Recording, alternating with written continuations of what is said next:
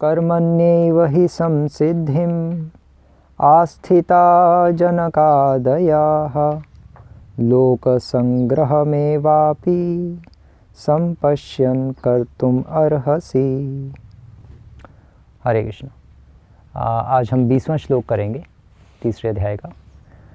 और अब इस श्लोक में भगवान कृष्ण अर्जुन को समझा रहे हैं कि कर्मण्येव हि संसिद्धिम, कि अर्जुन कर्म के द्वारा ही सिद्धि प्राप्त होती है।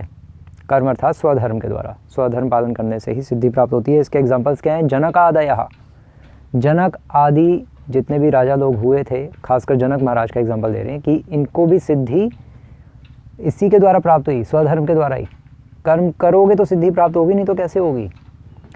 तो अब अर्जुन का यहाँ क्वेश्चन था, भगवान एक मिनट, जनक महाराज तो नित्य सिद्ध थे, वो तो सीता देवी के पिताजी थे, आप उनकी बात क्या कर रहे हैं? वो तो लिबरेटेड सोल थे, वो तो नाटक कर रहे थे, उनको थोड़ा ना करने की जरूरत थी स्वधर्म।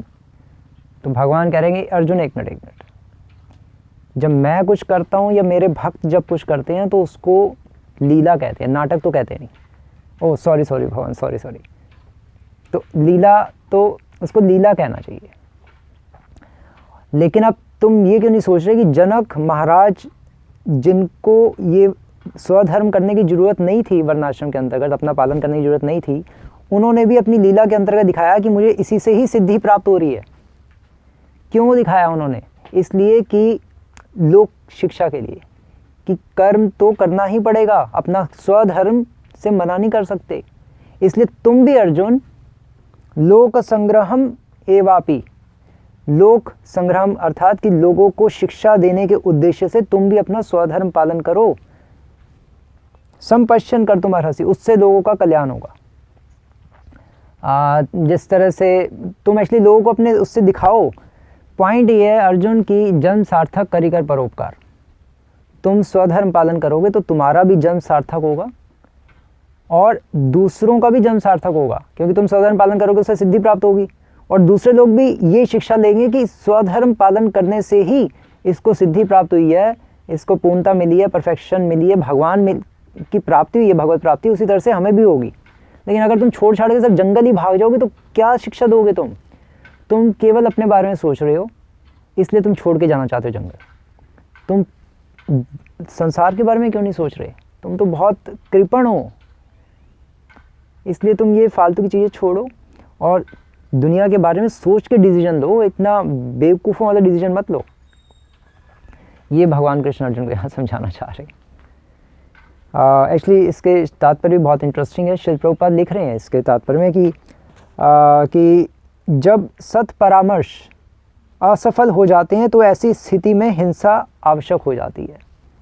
कहने का आशय ये है कि अर्जुन को लड़ने का शौक़ नहीं था, है ना, और भगवान कृष्ण मनवा रहे हैं।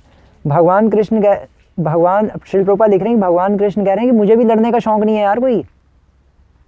मैं तो गया ही था सत परामर्श लेके दुर्योधन के पास और सारा मैंने रुकवाना चाहा ही था युद्ध।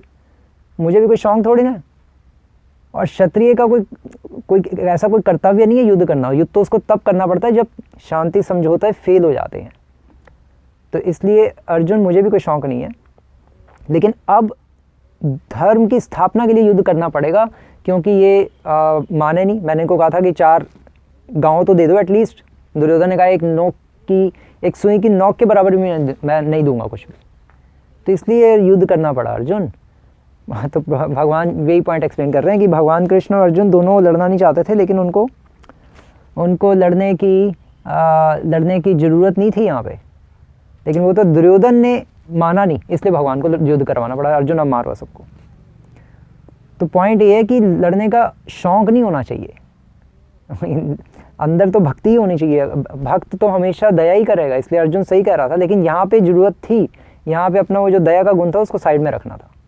यहाँ पे दया ही थी कि युद्ध करना ही यहाँ पे दया थी। युद्ध नहीं करता तो वो उल्टा अदया हो जाती या वो मतलब गलत हो जाता। तो बस ये पॉइंट है। इस तरह से हम इस श्लोक को यहाँ पर समझ सकते हैं। हरे कृष्णा। श्री प्रभुपाद की